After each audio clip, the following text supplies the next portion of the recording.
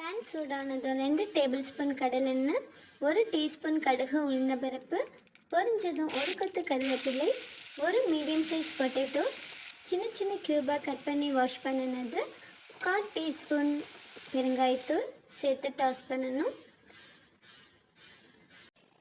2 minutes later,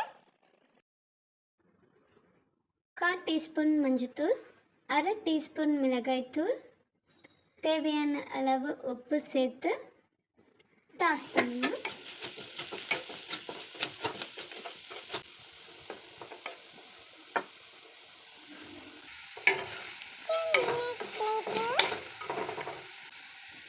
check பண்ணிங்கன்னா 80% இப்போ boil ஆகிருக்கும். 2 minutes later, கர்ட் ரைஸ்க்கு மேட்சான பொட்டேட்டோ ரோஸ்ட் ரெடி. தேங்க்யூ.